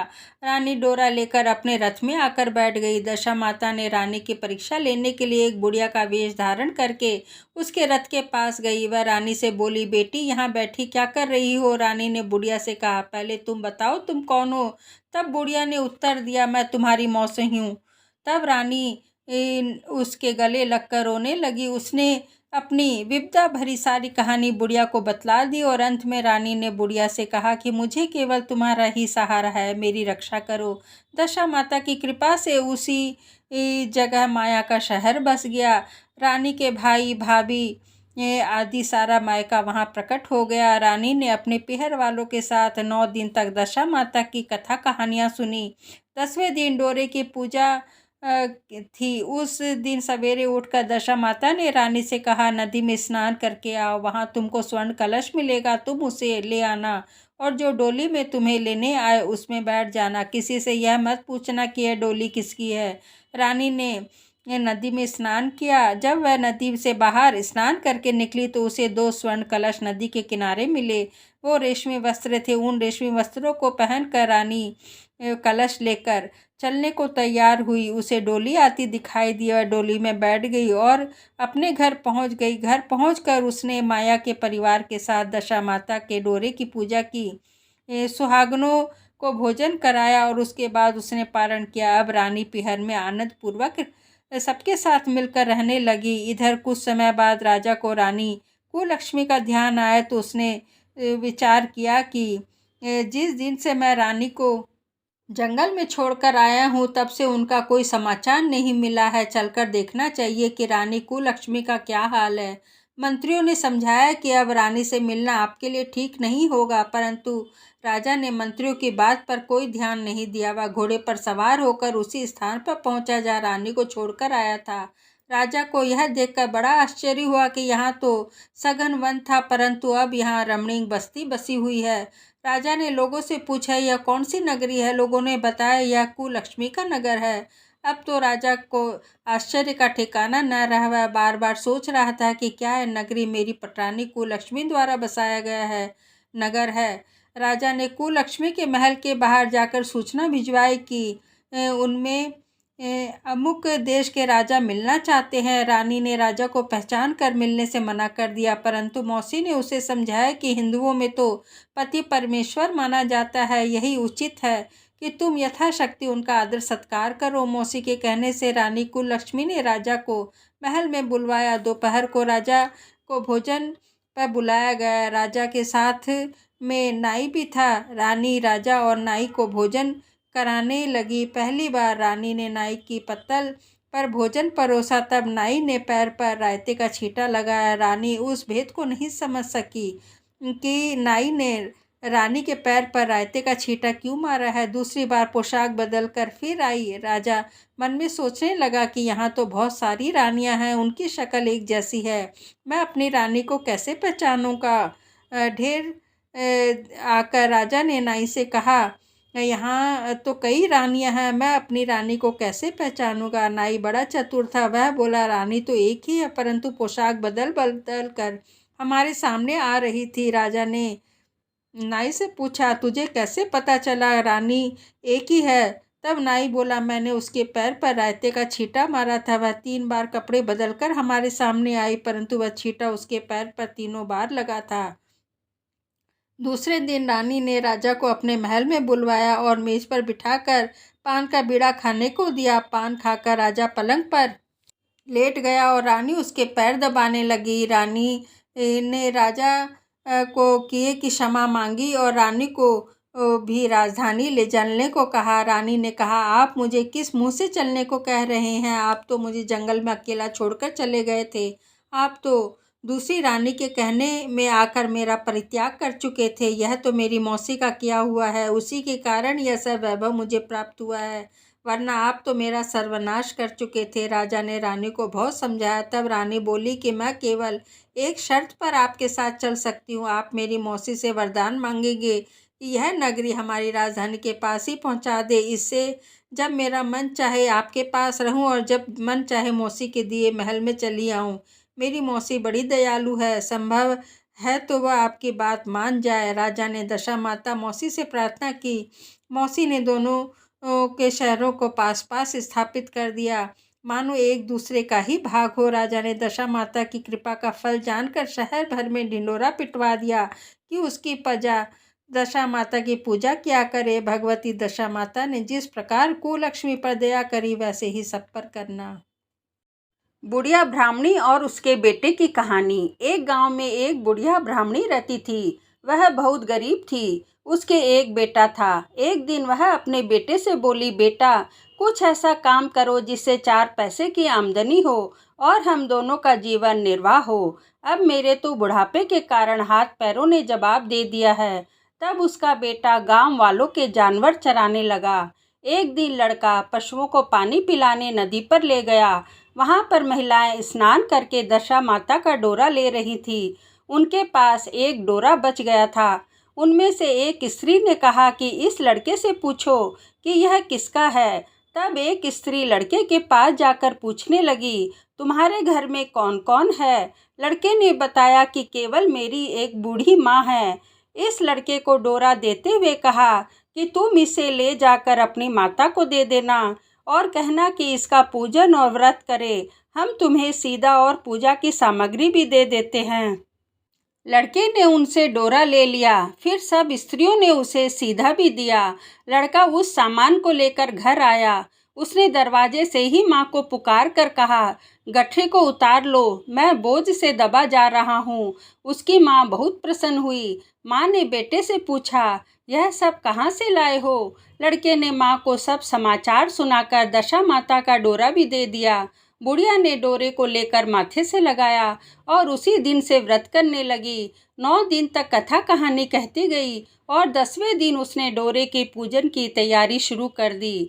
वह देरी के बाहर गोबर से लीप ही रही थी कि उसी समय एक बहुत बूढ़ी बुढ़िया आकर बोली, क्या कर रही हो बहन? उसने जवाब दिया, आज मेरे घर पर दशा माता का पूजन है, इसलिए लीप रही हूँ। उस बुढ़िया रूपी दशा माता ने कहा कि मुझे बहुत प्यास लगी है, थोड़ा सा पानी पिला दे। इस पर लड़के की माता बोली, मैं तो इस मिट्टी के बर्तन से पानी पीती हूँ, मेरे यहाँ लोटा लुटिया कुछ भी नहीं है, तुमको पानी किसमें भर कर दूँ? एक कटोरी ही मेरे घर में है, पता नहीं वह भी कहाँ पड़ी होगी। जरा तुम ठहरो, मैं कटोरी लेकर आती हूँ, तब तुमको पानी पिलाऊंगी। बुढ़िया हाथ धोकर अंदर कटोरी लेने चली गई। इसी बीच दशा माता, जिन्होंने बुढ़िया का रूप धारण कर रखा था, उसके मटके रखने की जगह पर एक सोने का घड़ा रखकर अंतर ध्यान हो गई। बुढ़िया कटोरी लेकर मटकी के पास गई तो वहाँ सोने का घड़ा देखकर घबराई। मुझ बुढ़ापे में चोरी का नाम लगेगा, मैं चोर कहलाऊंगी। वह इस चिंता में दशा माता रूपी बुढ़िया को खोजने निकली। तब तक उसका लड़का भी घर में आ गया। उसने माँ से पूछा, तुम किसे खोज रही हो? एक क्षीण अवस्था में वाली बुढ़िया आई थी और उसने यहाँ सोने का घड़ा रख दिया, न जाने कहाँ चली गई। लड़के ने बताया, वो ही तो दशा माता थी, उन्होंने तुमको यह घड़ा दिया है। दोबारा वे कभी आए तो उनके स्वागत में कोई भी कमी ना रखना और उनकी आज्ञा का पालन करना। जब तुम नदी पर नहाने जाओ तो तुम्हारे नदी के घाट पर जो भी चीज़ें मिले उसे दशा माता का दिया हुआ प्रसाद समझकर ले आना। किसी से यह मत पूछना कि यह किसकी चीज़ है, यह यहाँ कहाँ से आई है। बुढ़िया नदी में नहा धोकर बाहर निकली तो उसे सोने का घड़ा भरा हुआ दिखाई दिया। उसके पास ही अच्छे वस्त्र रखे हुए थे। बुढ़िया ने कपड़ों को पहन लिया और घड़े को हाथ में लेकर चलने को तैयार हुई कि 4 कहार एक डोली लेकर आए। उसके पास आए कहारों ने उसे डोली में बैठने को कहा। बुढ़िया जब घर पहुंची तो उसने देखा तो वहां एक आलीशान महल खड़ा है। बुढ़िया महल के अंदर चली गई। वहां उसने श्रद्धा पूर्वक भक्ति भाव से डोरे का पूजन किया और हाथ जोड़कर वरदान मांगा कि जिस प्रकार तुमने मुझे संपत्ति दी है उसी प्रकार मेरे घर एक सुशील बहू भी आ जाए, तभी यह सब शोभा देगा। कुछ दिनों बाद लड़के का विवाह भी हो गया और बहुत ही सुंदर और सुशील बहू बुढ़िया के घर आ गई। बुढ़िया ने दोबारा दशा माता से वर मांगा कि जैसे मेरे बहू बेटे सुशील और सज्जन हैं उसी प्रकार मैं पौत्र पाऊं। कुछ दिन बाद बुढ़िया के यहाँ एक पौत्र रूपी रत्न पैदा हुआ। एक दिन बुढ़िया ने बहू को पास बिठाकर समझाया कि मेरी यह सब संपत्ति दशा माता के दी हुई है, उन्हीं की कृपा से तुम इस घर में आई हो। मेरे नहीं रहने के बाद भी यदि कोई मैले कुचेले कपड़े पहनकर धारण करके कोई बुढ़िया तुम्हारे द्वार पर आए तो उसे आंचल के छोर से पोंछ डालना, घिन मत करना, उससे प्रार्थना करना कि यह सब तो आपका ही दिया हुआ है। जब भी दशा माता का डोरा लेना तब तुम भी अवश्य लेना और श्रद्धा पूर्वक उसका पूजन करना। जब भी तुम्हारे ऊपर संकट के बादल घिर जाएं तो सुहागनों को न्योता देना। दशा माता की कृपा से तुम्हारी सब इच्छाएं पूरी होंगी। कुछ दिनों बाद बुढ़िया का स्वर्गवास हो गया। दशा माता ने सोचा कि बुढ़िया के घर जाकर देखना चाहिए कि उसकी बहू बुढ़िया के वचनों का पालन करती है या नहीं। एक दिन दशा माता बूढ़ी भिखारन का वेश धरकर उसके घर गई। उसको देखते ही बहू खड़ी हो गई, उसके पांव छुए और बालक को उसकी गोद में डाल दिया। उसकी श्रद्धा भक्ति भाव से दशा माता बहुत ही प्रसन्न हुई। उन्होंने आशीर्वाद दिया कि तेरी धर्म की बुद्धि है, भगवान तेरा सदैव कल्याण करेंगे, भंडार भरपूर रहेगा, तू जो इच्छा करेगी वह तुझे अवश्य प्राप्त होगा। दशा माता ने जैसी कृपा बुढ़िया ब्राह्मणी पर की, वैसी ही कृपा सब भक्त जनों पर भी करना। जय दशा माता की। देवरानी जिठानी की कहानी। पुराने समय की बात है। एक घर में एक देवरानी जिठानी रहती थी। वे दोनों निसंतान थी। वे मेहनत करके पेट पालती थी। दोनों व्रत पूजन कुछ भी नहीं करती थी। एक दिन दोनों प्रातःकाल गांव में आग लाने गई। उस दिन गांव में दशा माता का पूजन था, इसलिए उन्हें किसी के यहाँ से भी आग नहीं मिली। आग ना मिलने पर जेठानी देवरानी से बोली, आज हम दोनों का व्रत भी रहेगा। शाम को आग मिलने पर ही रसोई बनाकर भोजन करेंगी। शाम हो जाने पर जेठानी अपनी पड़ोसन के यहाँ से आग लेने गई। पड़ोसन ने उसे आदरपूर्वक बिठाया। जेठानी ने पड़ोसन से पूछा कि दशा माता का पूजन करने से क्या होता है। पड़ोसन ने बताया कि जिस इच्छा को लेकर डोरा लिया जाता है वह इच्छा पूर्ण हो जाती है। जेठानी यह सुनकर पड़ोसन से बोली, अगली बार जब डोरा लेना हो तो मुझे भी बताना, मैं भी डोरा लूंगी। जेठानी जैसे ही आग लेकर घर से बाहर आई तो उसे गाय चरकर आती दिखाई दी। ग्वाला पीछे आ रहा था। उसके कंधे पर एक बछड़ा था और एक गाय बछड़े को चाटते हुए चल रही थी। पड़ोसन ने ग्वाले से पूछा, तुम्हारी गाय को पहली बार प्रसव हुआ है क्या? ग्वाले ने बताया कि हाँ। और फिर पड़ोसन ने पूछा, गाय को बछड़ा हुआ है या बछिया? ग्वाला बोला, बछड़ा है। यह जानकर जेठानी से पड़ोसन ने कहा कि घर जाकर दशा माता का डोरा ले लो। 9 दिन तक व्रत रखकर कथा सुनना तथा 10वें दिन सिर सहित स्नान करके पूजन करना। दशा माता चाहेंगी तो 10 दिन के भीतर ही तुम्हारी मनोकामना पूर्ण हो जाएगी।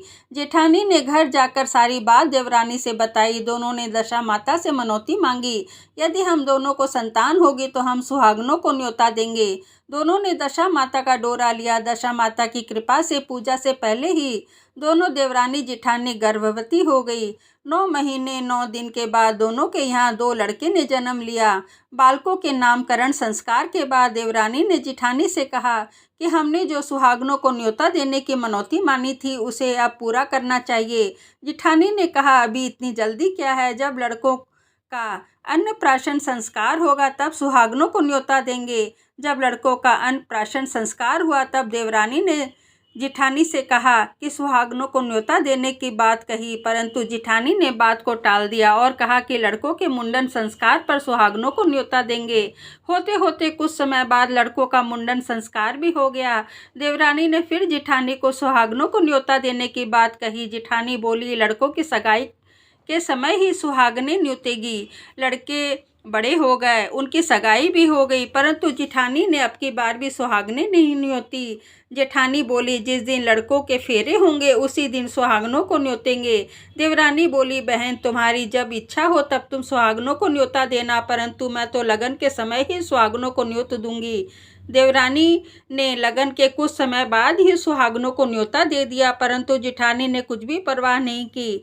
लगन के बाद मातृका पूजन करने के बाद दोनों दूल्हे बारात बैंड बाजे सहित ब्याहने चल दिए। देवरानी के बेटे का ब्याह बड़ी धूमधाम से सकुशल पूर्ण हो गया, परंतु जेठानी ने सुहागनों को न्योता नहीं दिया, इसलिए दशा माता ठीक फेरों के समय उसे उठाकर ले गई। दूल्हे का सहसा गायब हो जाने के बाद वर कन्या दोनों पक्षों में हाहाकार मच गया। उसकी बारात खाली हाथ घर लौट आई, परंतु लड़की की माँ तो बड़े संकट में पड़ गई। उस अधब्याही लड़की से कौन विवाह करेगा? पड़ोस की चतुर सुहागनों ने लड़की की माता को समझाया कि ब्याह का जो सामान बचा है उस सामान को लड़की के हवाले कर दिया जाए। लड़की भिखारियों को सदा व्रत देने लगी। एक दिन एक साधु तीर्थ यात्रा करता हुआ वहां आया। गांव के घने जंगल में एक पीपल का पेड़ था। लोग इस पीपल के पेड़ को पारस पीपल कहते थे। उसी पेड़ पर दशा माता का निवास था। साधु चलता चलता उस शाम को उसी पेड़ के नीचे ठहर गया। झाड़ूदार ने शाम के समय उसी पेड़ के नीचे झाड़ू लगाई, पानी से छिड़काव कर दिया और माली ने वहां फूल बिखेर दिए। तब उनके देवता उनके अनेक प्रकार की पोशाक पहनकर आने लगे तथा अपने अपने स्थान पर बैठने लगे। सबसे बाद में स्वर्ग के राजा इंद्र का सिंहासन उतरा। फिर स्वर्ग की अप्सराएं सिंहासन के चारों ओर नाचने लगी। उस समय अधब्याहे लड़के को गोद में लेकर दशा माता पीपल के नीचे उतरी। इंद्र के साथ स्वर्ग से एक सुरा गाय भी आई थी। उसने 2 गिलास दूध दिया था।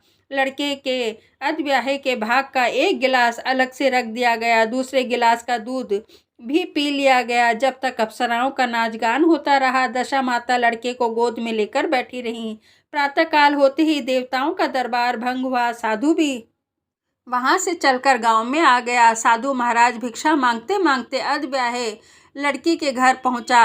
लड़की ने आदरपूर्वक साधु को बिठाया और भोजन तैयार किया। लड़की ने 3 पत्तल परोस कर रखे। पहले पत्तल अधब्याहे अपने पति के लिए रखी, दूसरी पत्तल बाबा जी के सामने रखी और 1 पत्तल अपने सामने रखी। बाबा ने कहा, वाह, जो बात रात में मैंने वहां देखी, यही बात यहाँ देखने को मिल रही है। लड़की ने पूछा, क्या बात है बाबा जी?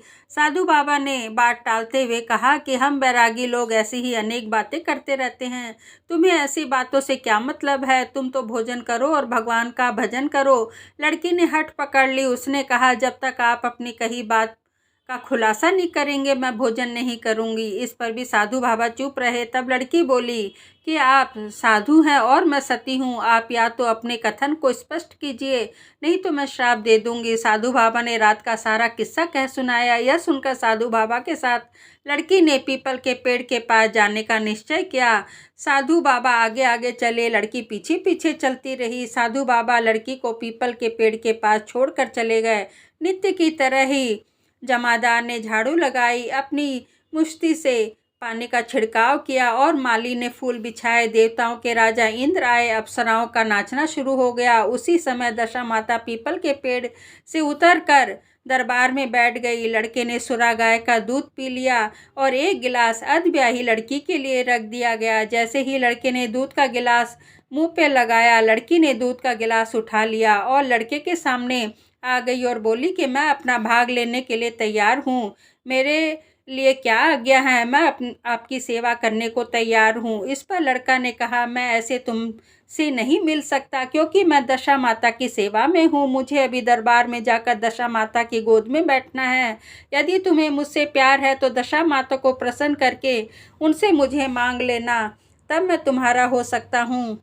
लड़का दशा माता की गोद में जाकर बैठ गया। लड़की अप्सराओं के साथ नाच गान करने लगी। जब सवेरा हुआ तो दशा माता ने इस नई लड़की को बुलाकर पूछा, तुम कौन हो? तुम्हारे नाचने से मैं बहुत प्रसन्न हूँ। जो कुछ मांगना है मांग सकती हो। लड़की ने दशा माता से वचन ले लिया कि मैं जो कुछ मांगूंगी आप मुझे प्रदान करेंगी। तथानुसार उसके बाद लड़की ने दशा माता से अपने पति को पकड़कर कहा, मुझे यही चाहिए।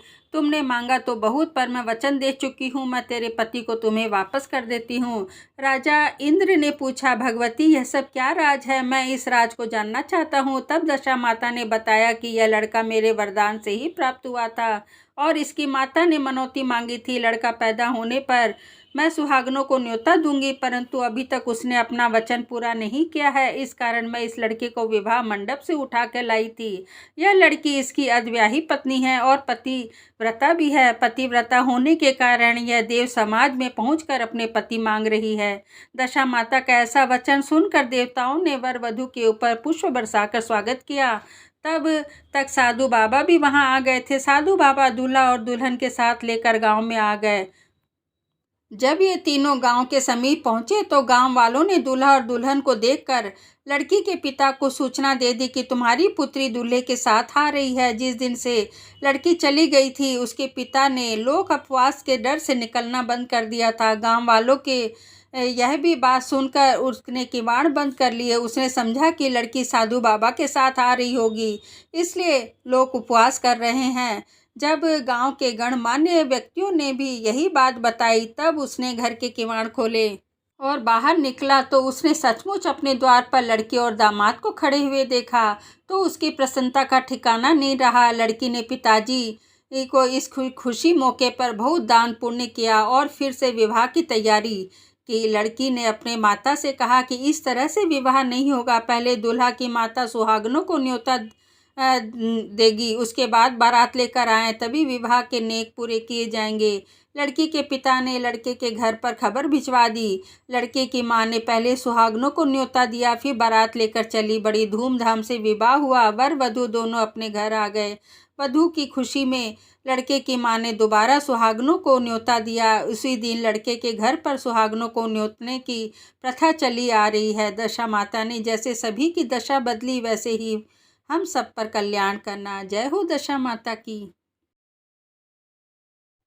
नर और मादा पक्षी की कहानी। एक वृक्ष पर नर और मादा पक्षी रहते थे। उनके कोई संतान नहीं थी। अन्य पक्षी मादा पक्षी को बांझ बोलकर घृणा करते थे। मादा चिड़िया बच्चा न होने के कारण बहुत दुखी रहती थी। एक बार वह अपनी स्थिति पर विचार करती हुई अकेली ही नदी पर पानी पीने चली गई। वहां पर स्त्रियां दशा माता का डोरा ले रही थीं। उनका एक डोरा बच गया था। उन्हें कोई उच्च वर्ग की स्त्री दिखाई नहीं दी जिसे वह डोरा देती। उन्होंने सोचा कि इस चिड़िया के गले में यह डोरा बांध देते हैं। यह यहाँ रोज आकर कथा सुन लिया करेगी। इसे भी पूजन की विधि बता देंगे तो यह भी पूजन के दिन पूजा कर लेगी। तदनुसार उन्होंने चिड़िया के गले में दशा माता का डोरा बांध दिया और उसे समझा दिया कि प्रतिदिन 9 दिन तक यहाँ आकर कहानी सुन लिया करना। 10वें दिन 21 गेहूं के दाने लाकर एक दाना दशा माता के नाम से नदी में डाल देना। बाकी 20 दाने तुम स्वयं खा लेना। चिड़िया ने 9 दिन तक नियम पूर्वक दशा माता की कहानी सुनी। 10वें दिन स्त्रियां द्वारा बताई गई विधि अनुसार डोरा व एक गेहूं का दाना नदी में डालकर पारण किया। कुछ समय बाद उस चिड़िया के भी बच्चे हो गए। अन्य चिड़ियों को बड़ा आश्चर्य हुआ कि इसे तो बच्चे होते ही नहीं थे, अब कैसे होने लगे। वह चिड़िया बोली, जब मुझे बच्चे नहीं होते थे तब भी तुम मुझे बांझ कहकर दुत्कारती थी। अब मुझे दशा माता की कृपा से बच्चे होने लगे हैं। चिड़िया के पूछने पर उसने दशा माता का डोरा का सारा हाल कह सुनाया। विधि और पूजा का वर्णन भी कर दिया। तब से जंगल की सारी चिड़ियां दशा माता का व्रत करने लगी। जय दशा माता की।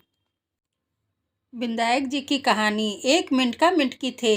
मिंटकी विनायक जी की बहुत पूजा आराधना किया करती थी। मिंटका बोला कि तू रोज सवेरे उठकर पराये पुरुष का नाम ले लेती है। यह सुनकर विनायक जी महाराज नाराज हो गए। राजा की दासी आई, दोनों को पात में घाल कर ले गई और चूल्हे पर चढ़ा दिया। दोनों ने बहुत कष्ट होने लगा। तब मिंटका बोला कि मिंटकी तू अपने विनायक जी को सुमरो, नहीं तो हम दोनों मर जाएंगे। मिंटकी जय विनायक करके 7 बार बोली। इतने में ही 2 सांड लड़ते हुए आए और चूल्हे पर चढ़ी हांडी को गिरा कर चले गए। मिंटका और मिंटकी दोनों सरोवर की पाल में चले गए और सुखपूर्वक रहने लगे।